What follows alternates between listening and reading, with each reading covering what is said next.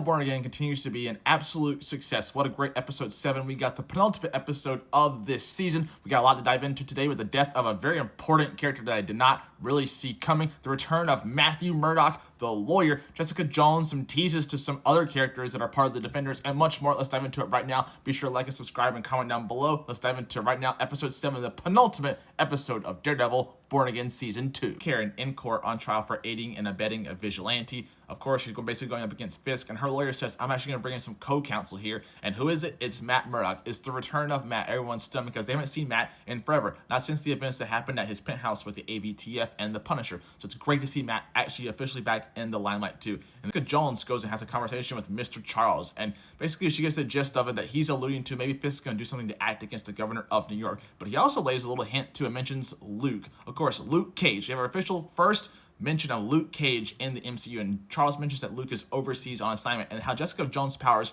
aren't working. And I'm very curious to see where that's going to lead to, because I'm wondering what is actually going on with her powers too. Then she goes and has a conversation with Matt on a rooftop and kind of lays out and says like Fisk is going to act against the governor of New York. And so Matt, with this information, goes and talks to Bullseye, who is there recovering from the gunshot wound that he has from Vanessa. And Matt tells him, I'm never going to forgive you for what happened to Foggy, for what you did. But you keep saying this one more good deed, one more deed that you can do. Well, I have something for you to do. We find out it's actually going there and protecting the governor, because there's an assassin there sent by Fisk to kill her. And Bullseye shows up right in the nick of time too. A couple of knives to the back, leaves the guy alive too. The police come to arrest him, and he just salutes her and says, you're welcome, essentially too, as he's walking out, the biggest grin on his face too. While this is happening, we see Heather Glenn actually going to talk to Karen in jail, and she has a very interesting conversation with Karen too, because Karen's like, cut the bullshit, I know what you're doing here. And they have a very like good back and forth about Matt and their love for each other, and Karen's like, he loves me, I know, I did feel like that with you. And then Heather, to the left of her, you see kind of like the reflection of Muse there, and she starts to lose a little bit,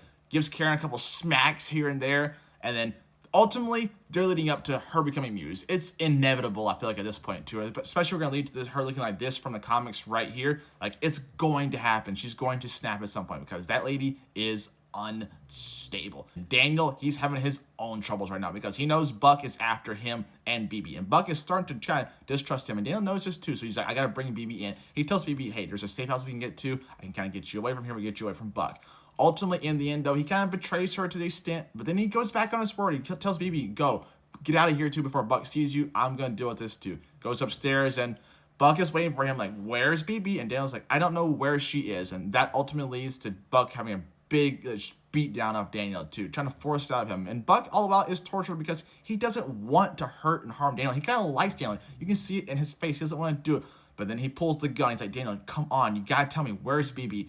And Daniel's like, you're not going to do it. You won't do it. And him and Cherry are trying to get out of the courthouse too, because they know the AVTF are going to be coming after them. And sure enough, they're right. They come out there, start spraying bullets at them. He tells Karen, get out of here. They separate too. Matt actually gets shot in the leg too, but is able to throw his club, crash the AVTF car, and get out of there. He goes and walks into church, and he's giving this good prayer. And as he's praying too, it's overlaid with shots of everyone. You see Fisk sitting on the bed. Fisk is all alone. He's still traumatized. He's trying to figure out what's his next move without Vanessa, his Vanessa. We see Jessica Jones walking into the church too and telling Matt, get up. We gotta get this done. We gotta see what's happening. Karen in jail laying there too. And then we cut back to Daniel and Buck. Buck is still staying there. He doesn't want to pull a trigger at Daniel, but ultimately as Matt finishes prayer, says, I'm in. We see the gunshot go off. Buck actually kills Daniel right then and there. Did not see that coming. I was very surprised that she killed off Michael Gandolfini's character. And Buck, he didn't want to do it because even as he's walking out of the room, the look of regret on his face, he didn't want to kill him. And that's where the episode ends. What a great penultimate episode. I can't wait to see what we get next week from the finale.